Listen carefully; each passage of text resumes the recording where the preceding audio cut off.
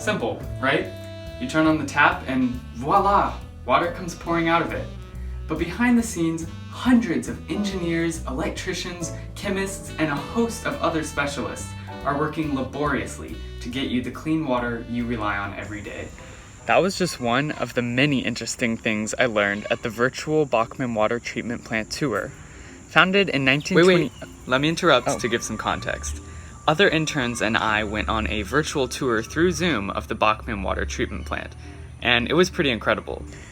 Okay, go ahead. As I was saying, founded in 1929, the plant can now filter up to 150 million gallons of water a day. That's 1.3 billion pounds of water, or the weight equivalent of 625,500 buffalo, more than 100 times the number that are in the wild in the US. Right, but it's not the fact that the plant can pump all this water or that it costs $12 million annually to operate it that makes it so interesting. The tour demonstrated to us the complex process that a single drop of water, like the one next to me, goes through to reach our mouths clean and potable. We were lucky enough to witness the 5 steps of treating the water, starting with 1, the addition of ozone, like the stuff way above our heads. It's made at the plant and added to the water to disinfect and clean it, followed by step 2, coagulation, where this weird chemical called ferric sulfate and an additional polymer are added to the water to clump up the dirt and grime that is still in it. Followed by 3, flocculation, where a complex web of these giant machines that move the water, called flocculators, slow down the water and the gravity settles out these clumps of dirt. And sedimentation, step 4, where the remaining pollutants settle out at the bottom of these huge, massive basins, like the one next to me. And finally, step 5, filtration, where chlorine is added to the water, and the water is pushed through these filters of anthracite, coal, and sand, which pulls out the particles. So, why does this information matter?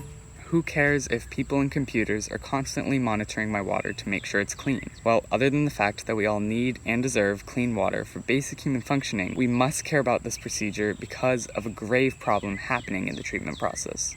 Water is being wasted, but this problem isn't occurring during the treatment. Instead, the root of the issue comes at the end of the line, when we turn on our taps. You see, as we let the water exit our faucets only to enter our drains, we lose precious water that has spent weeks, months, and even years being cleaned by nature and expensive man-made processes. That priceless water, as it slips down the drain, may not come back to visit our city for many years, pushing us deeper into a drought. But if we turn off the tap, which is a goal that EEI has been successfully pushing for many years through education initiatives and simple water-saving technologies, we not only save tons of money, but we conserve that water. It's a simple action that goes a long way, and its benefits can be reaped for millennium.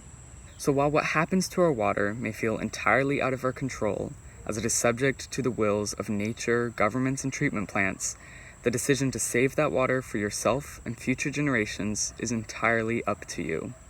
So turn off the tap.